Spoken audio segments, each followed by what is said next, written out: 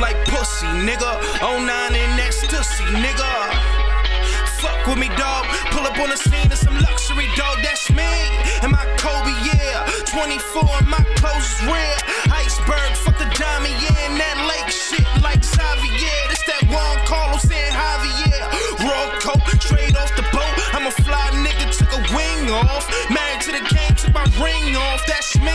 We can have a bling off. Throw the auto-tune on, have a sing off. If the pussy ain't mine, and I speed off. Cause I don't even fuck with hoes, rather beat off. No lotion, tips got the potion. Fuck the commotion, I'm out in the ocean. A nigga in motion, all this devotion. Got a nigga up in this bitch like he floating. Gold grill shining, check out my limb. On roll with the... It's Monday, so that means three things.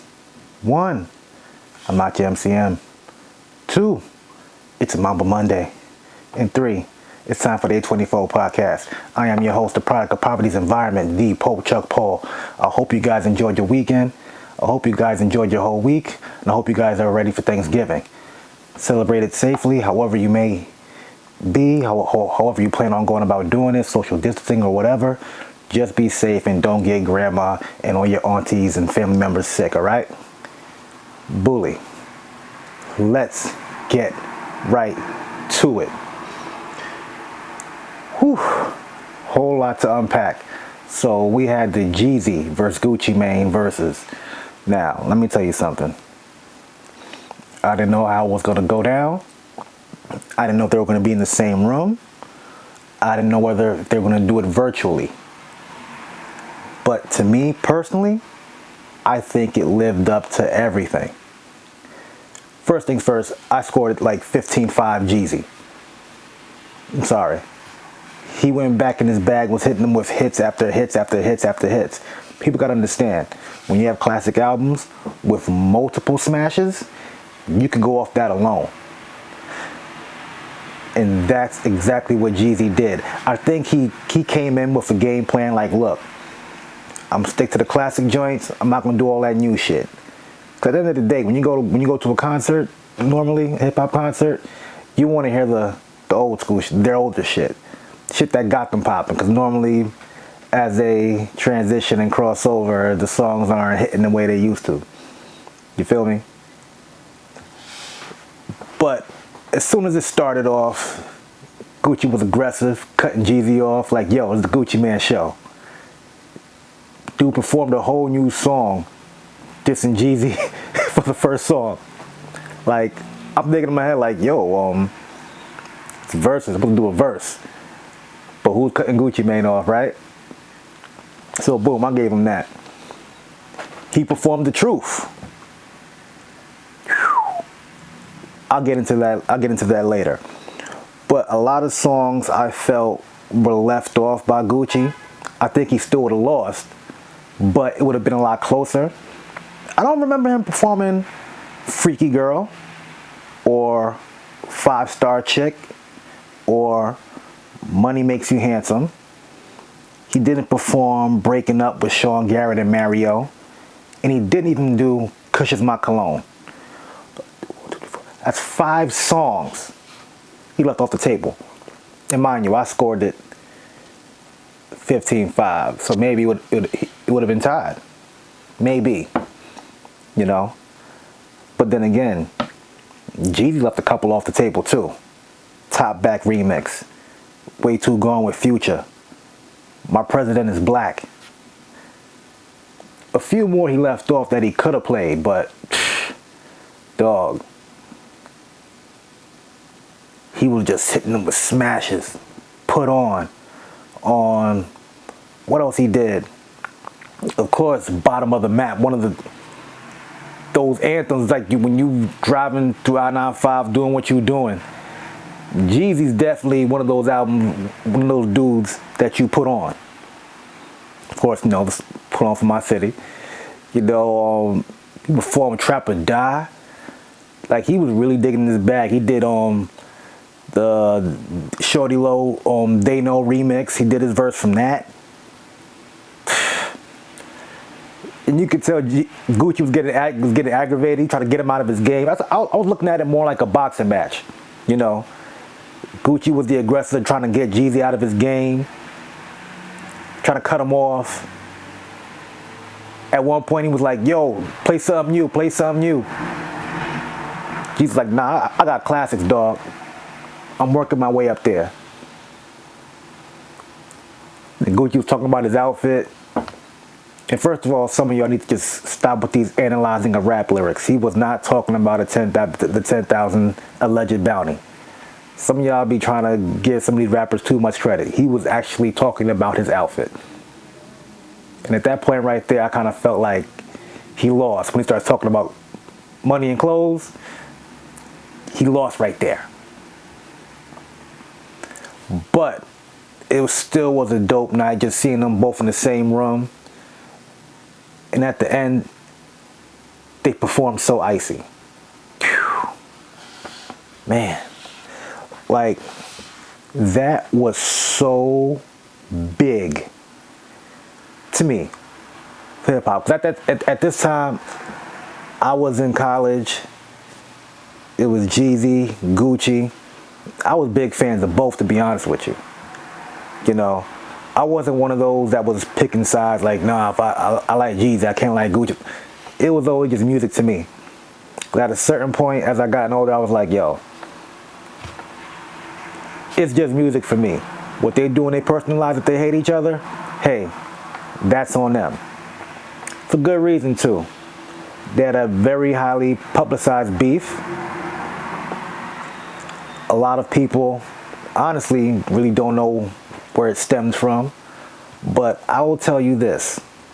A lot of people who do not even know how, like, the streets work, having these opinions, it's like, dude, first of all, yeah, that's cool. Jeezy kind of want to squash the beef. But at the same time, Gucci has every right to be mad.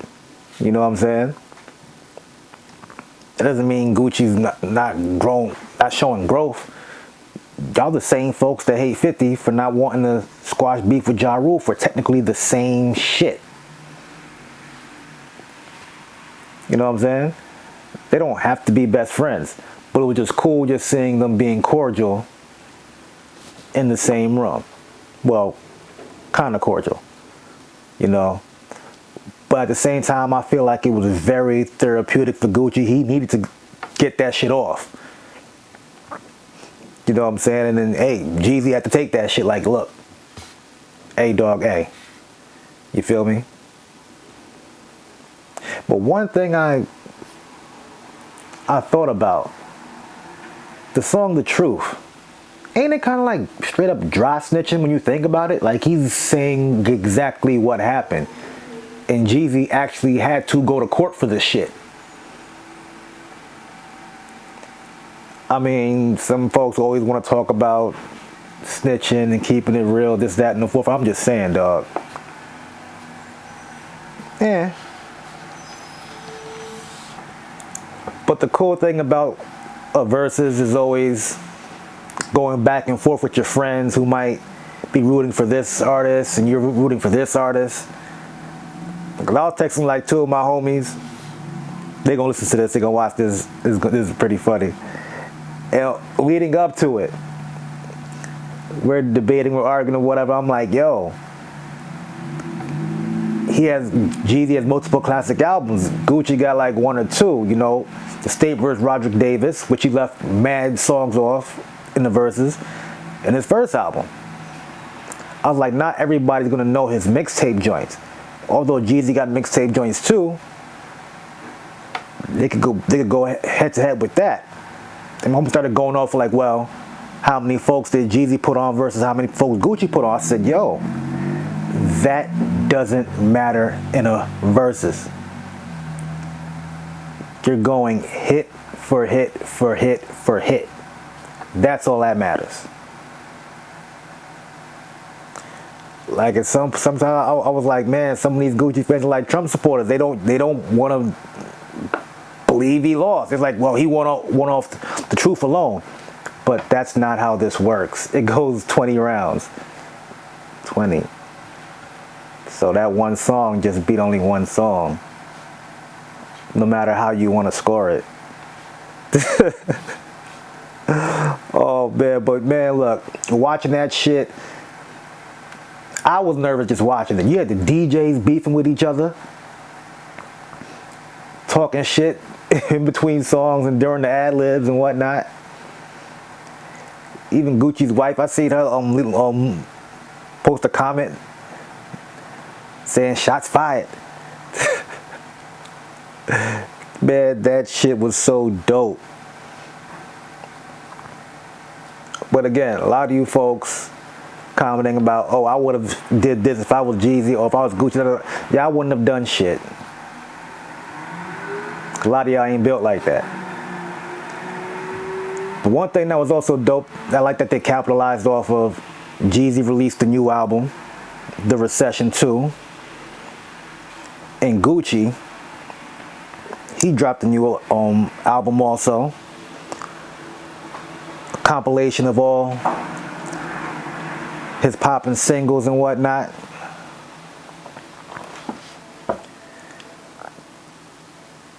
Damn, it was just a dope. Like, I'm still talking about this shit. I'm gonna watch this shit later on today, cause I want to go through exactly like which songs were played back and forth. Cause I pretty much just being generous. Like, look, I'll give Gucci one for the first song, for The Truth, for 745.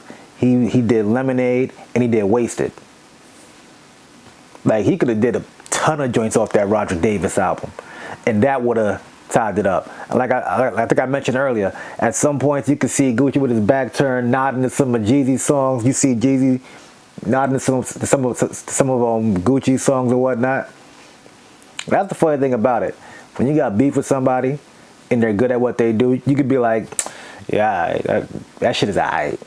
I ain't fuck with me. He a bitch ass nigga, but that shit's alright. You could tell there's some level of respect there. I think so, at least. But who would the next verses be? Who would it be? A lot of folks were saying Drake would wash Jay-Z. I think Drake could definitely win. But here's the thing. It's 20 hits. It could go either way. I think if anything, Drake could probably win like 12-8, 11-9. But who? A lot of folks are saying they want to see Jay-Z versus Nas. Yeah, I guess. For the culture, they say. Who I like to see, though? Future versus Meek. Both have like the same type of fan base. Both have dope singles. Both have dope features. Future might win it, though. The Future definitely has a cult following. I'm one of them. You know what I'm saying? That would be a dope one. Gotta be thankful for that versus. And speaking of being thankful, Thanksgiving is this week. Like I said on the top of the podcast, I hope everyone is safe in their travels if you are traveling. You know, I'm gonna hang out with some fam, couple cousins, couple sisters, couple homies. Keep it real safe, one spot, no more than 10 people, you know, following the social distancing guidelines. And of course, if you don't know, now you know. Next Monday is my birthday. There won't be no podcast next Monday. I'm gonna take a break. I've been recording straight every Monday since August 24th, 8/24. So I'm just gonna take this week off, just chill, reflect, refresh, you know, recharge. So to come back the following week and be the best pope that I can be for you motherfuckers. You feel me? Oof. What else I got here for you guys?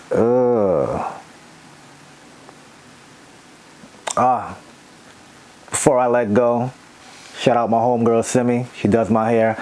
I might have to see her this week too, so I'm looking kind of rusty right now. Shout out to The Undertaker. 30 years of the dead man. Oh. I listened to like the first track off Meg's new album, Good News. Her song Shots Fired. How can you rap on Who Shot You beat when you're the one that got shot? After this point, it's like I'm tired of hearing about this. Either arrest somebody, drop the charges, or something. Second, stop saying you're a real ass bitch and all of this shit, and then the next minute get on Instagram and crying.